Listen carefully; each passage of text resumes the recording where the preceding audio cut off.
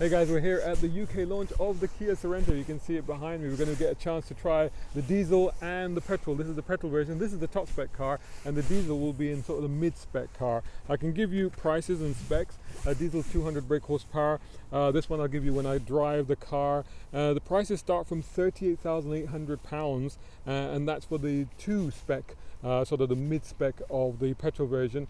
And they go up to, for the diesel is about 41,000, just over 41,000, and right up to this top spec car, which is 46,900, so basically 47,000 pounds. That's a lot of money for a Kia, but these are the 5th generation, I believe, of the Kia Sorento, and they've got more, bigger, refined, better, sophisticated, more techy than ever before. The interiors are really nice.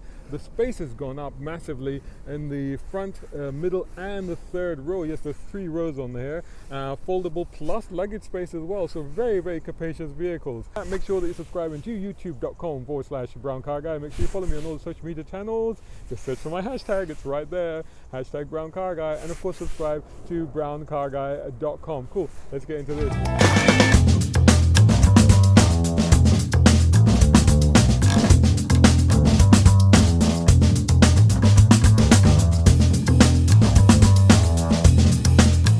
Okay, so this being a 3-row vehicle, I thought I'd better try out the 3rd row, being 6'2", with long legs, and I'm sitting here with my head between my knees. Really, I've been told off, I feel like. This seat is actually giving me a little bit more room because it's actually, you can slide these back and forth, and this is on this most forward setting. I had to do that, otherwise I would be completely cramped in.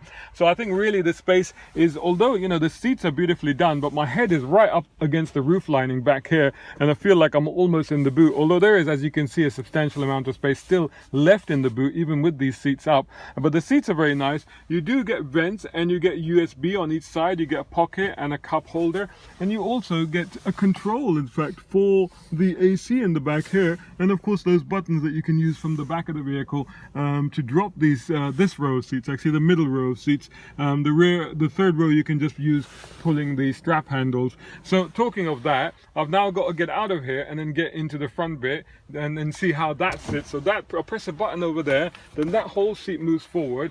That doesn't leave me a lot of space, but it leaves me enough space. So let me see if I can get out of here. I'm gonna need a little bit of help.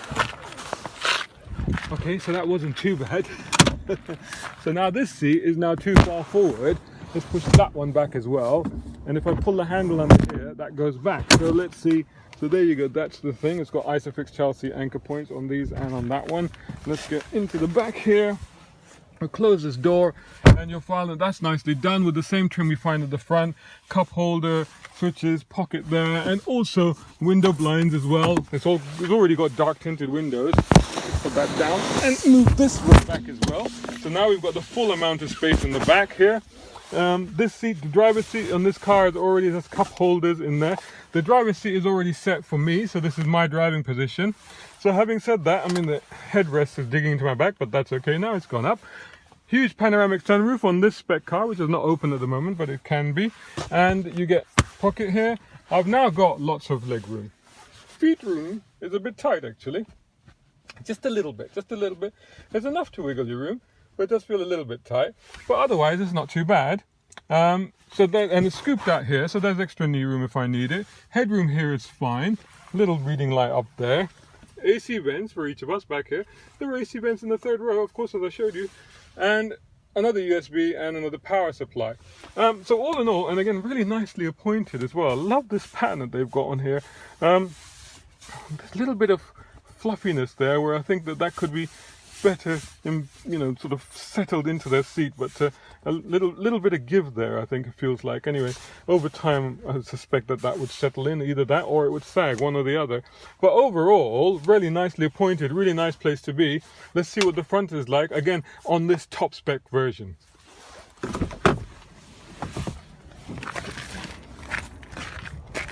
Hey guys, so here we are inside the car. Check it out. Let me start this up for you. There's a starter button just here, and the huge amount of screens. Check it out. I mean, this is the top spec car, but the diesel also has this. Okay, it hasn't started up because it's a hybrid. So what it's telling you is that it's ready to drive. That's what it's done there. And there's your huge screen here with all of your systems there. Now, one thing whilst I'm here, again, I can't do a detailed thing because we're on a media launch, and there's not a lot of time, but there's your controls. It's always straightforward. Climate control, huge amount of space there. There's a compartment there with USB charging, and that's to connect to the systems. Heated seats, cool seats over there. This is your gear knob, reverse, and it doesn't stay. You twist it and leave it, and then you press park to go back into there. Cup holders. There's your terrain system, snow, mud, sand, heated steering wheel, auto hold, hill descent system, cameras. There you go. Oh, this one has got the full 360 camera. There you go. That's really handy. So that's good to have a button. I love it when they put a button there so you can add a touch and get to it. And there you've got your drive mode. I'll show you those in a minute. Huge cubby box in there. Nice trim, great seat. This is matched by the pattern in the rear. Controlled here to move this back and forth. So that gives more room to passengers behind if they want to do that. Air vents, this is that nice pattern I was talking to you about. This is a bit of a floating thing. Huge instrument panel, entirely digital. Now what I want to show you, obviously remotes on the steering and all the rest of it. What I wanted to show you was the mode. So if I go, it's now in eco mode, and we'll go into sport mode. Now interestingly, the diesel version, the engine started up when I put into sport mode. Did you see that? And the things have changed, this sort of chronograph look. So again, that's the eco mode, that's the sport mode, this is smart mode. I guess that's configurable. I have to double check that. And then the diesel also had a comfort mode. This one, I guess, the regular mode is the comfort mode. And then you got the terrain system. You got snow, check it out. And then you got mud. What does that do? Okay, it didn't do that much. And then you got sand. Okay, so you only got that little blotchiness that comes in to the terrain mode, the back into the drive mode. And so eco, let's start off in eco, and then we'll go into sport later on. So time to take this for, actually, you know what? Let's take the diesel for a drive first, and then we'll try this one. So here we are. This is the 2.2 CRDI. This is the turbo diesel riding on 19-inch alloy wheels. And I've got it in, what mode have I got it in? I think I've got it in comfort mode. Yeah, it's in comfort mode. The dials are comfort mode. And so this has got a 200 brake horsepower engine, 0 to 62 miles per hour in 9.1 seconds, 127 miles per hour, about 42 miles per gallon, and 170 grams per kilometer CO2. Now, this is the first one of the range that I've driven, and one of the things that immediately strikes you is that it's a big car. You get in, you can see from outside it's a big car. You get in, it's a big car. You can sit in this quite expansive cabin, so it certainly feels like a big car. You're sitting higher up. You certainly feel that straight away that you're sitting in an elevated position. Having said that, I've been driving around these small towns and villages, and it doesn't appear to be a problem. I think it's squared off design and the way that they've done the shape. It's quite easy to judge it. It doesn't feel too wide in any sense, even though this is a 7-seater now. It doesn't necessarily feel wide. It feels a decent size. And, it doesn't actually feel problematic at all to maneuver around.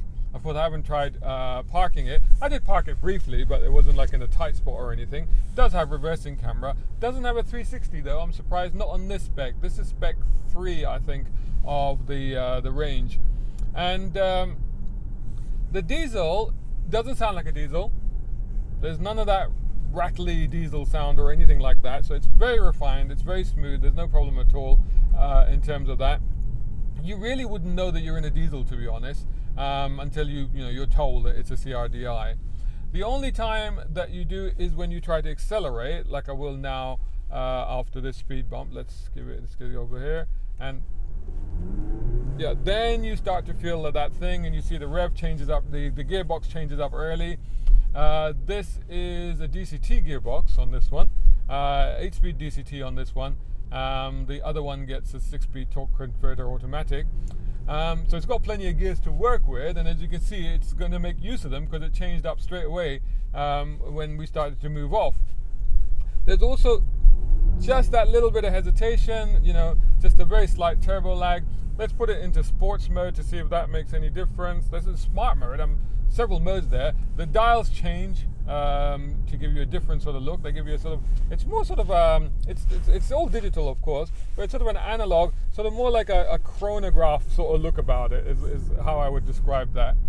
So it seems to hold the gears a little bit longer, but it seems to get itself confused a little bit. I have found that as well driving it just here, that it seemed to hold the gear a bit too long, and it just seemed to confuse itself a little bit before it decides to change. It's not quite sure. I think in sports it's expecting you to accelerate harder. You're not doing so it's just holding onto the gear, waiting to see if you will or you won't. And again, this is like a tight, twisty bit here, and it's very poised for something that's so big. It's remarkably, I hesitate to say nimble, but it's manageable. It's not really a problem. It's got the whole lane keep assist thing going on, but it's very easy to place, reasonably responsive. The brakes need to have a better bite. They could do with an earlier, stronger, more reassuring bite, that's for sure. I would like a little bit more from them, that's definitely. The ride has become a little bit firmer, a little bit more brittle now that we're in sports mode, but it's not uncomfortable. It's 19-inch wheels on this one. It just seems to just pick up a little bit of a vibration, but it's not anything obtrusive or anything like that. It's not anything uncomfortable. The brakes, they just could, this is a big car. Big cars, of course, you do need to give them a little bit of extra space, and, aware that the brakes, they're demanding a little bit more of the brakes, as this one is. But sometimes you just want a little bit more of a reassuring feel from the pedal to go, yep, brakes are engaged. Like I said, all around it's pretty good. The steering is very, very light. Of course, there's no feel from it, but it's light and easy to use. There's a little bit not a lot is happening until, there's a little bit of play in it. But, and that changes at speed, so it's a bit better. But overall, it's very easy to maneuver, very easy to handle. And I think the main thing about what they've done with this car is to be able to provide a huge cavernous family vehicle that can cope with the city. Because, it's not feeling like it's out of place or too big or anything like that, for a 7-seater. In here, massive digital. Again, it gives you that aura of massiveness. Huge digital instrument panel there, huge screen there, another sort of, not screen, but a sort of interface area here, which is all, again, quite big. Big old toggle switches, so in gloves and stuff, they'd be quite easy to control. That'd be quite handy. It's a nice looking thing. It's nicely done. There's a nice bit of texture here on the instrument panel, on the dashboard on the passenger side, just giving a little bit of character. It's all soft touch here. This is piano black sort of thing. This is all nicely done. It's very nicely trimmed. Again, that thing. This actually reminds me of the Kia Soul. They had this sort of pattern in the same sort of place actually on the Kia Soul as well. So I guess it's maybe inspired by that. I think this is a very, very appealing and attractive proposition.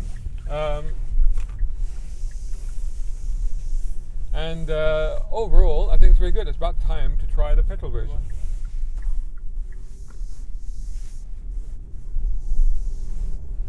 It does that whole hybrid-y thing where it moves off in electric-only mode when it's got charge.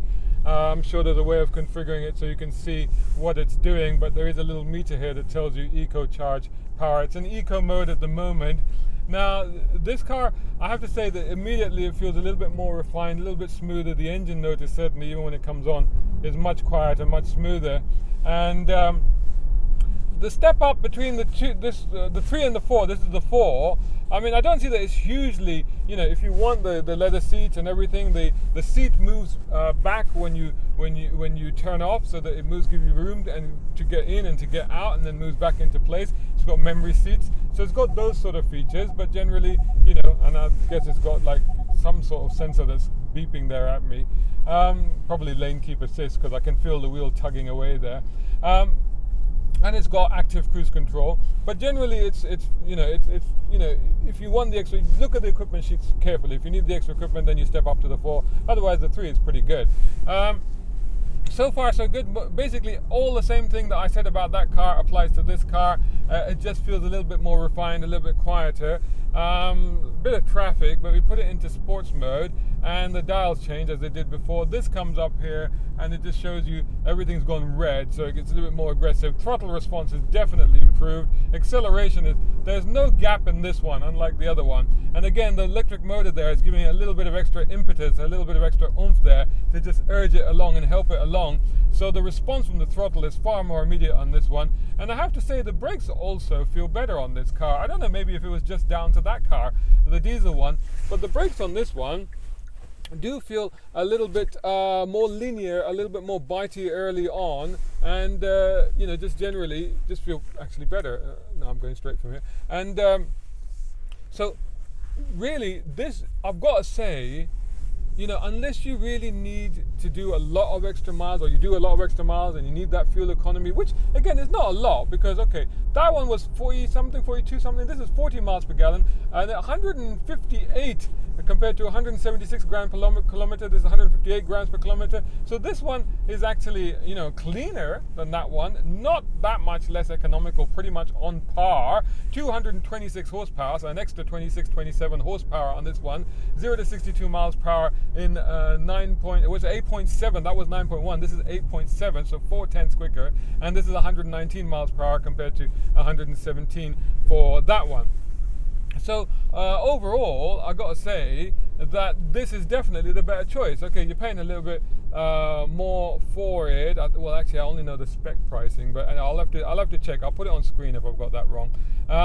But this one definitely is the one to go for rather than diesel. I can't really see any reason why you would not just buy this one. The hybrid system is very unobtrusive. You barely notice it's there. It's just doing its thing quietly, just actually, you know, keeping things clean, economical, but at the same time giving you the extra acceleration and the extra torque when you need it. And again, you know, we're on a narrow road that's quite busy at the moment, and I'm just threading it through, and it's really remarkably easy to place this car for such a big vehicle, a full-size 7-seater. But yeah, it's not a problem. I would be keen to try this in central London. I wouldn't attempt any width restrictions with it, but certainly around town, I think it'd be actually okay. 19-inch wheels again on this one. In sports mode, the ride is a little bit more brittle, but still generally not fine. Generally fine, not fine, but generally fine. You know what I'm saying. Also, how about the looks of the car? I think it's a really handsome looking car. I've seen a few others because obviously I've been in the car, but this is a press event, so I've seen the other ones driving past and what have you, and they're quite striking. They stand out. They've got a bit of a presence about them, a kind of square-jawed handsomeness, I would say. I quite like the light arrangement at the back. Yeah, they really look nice. They really have a presence about them, and I think, you know, they do stand out. So there you go. Overall, I think if you're looking for a 7-seater, I wouldn't say this is the best value option, because, you know, it's pricey. I mean, this is, you know, nearly 49 grand. So it's not the value option, but gadget-wise, comfort-wise, space-wise, and drivability-wise, economy and emissions-wise, I would say that this is definitely one to put right up there on your list and definitely worth checking out. Take it for a test drive. There you go. There's my review of the Kia Sorento, the brand new one. Make sure that you are subscribing to youtube.com/browncarguy. Make sure that you're following me on all the social media channels. This is my hashtag right there. #browncarguy, of course, on Twitter, Instagram, and Facebook. Of course, subscribe to browncarguy.com. And you know what? If you enjoy my content, maybe you can sponsor my content, and you can do that at patreon.com/Shazad Sheikh. And there you can join such awesome people such as Muhammad Ali Umaid over in the UAE, Partha over in India. Find him on parthans.com. Tom Conway Gordon here in the UK, and Isaac in America. Find him on bespokeautos.com. You guys rock. Thanks so much to you, and maybe you can also join them in that lineup. If not, no worries. Please continue to hit that like button. Make sure you share and subscribe and comment and all the rest of it. All of that is really very much appreciated. Thanks so much for watching, and I'll catch you again soon in the next one. Oh, one more thing I forgot to show you. Check out this feature. So you got the digital dials. If I indicate right, it actually shows me the right side of the car, so I can actually see where it is in the lane, or place it against the curb if I'm parking. And likewise, if I indicate left, it does it on the other side as well. And that's, of course, in addition to the 360 cameras. Oh, that is a really cool feature. I like it.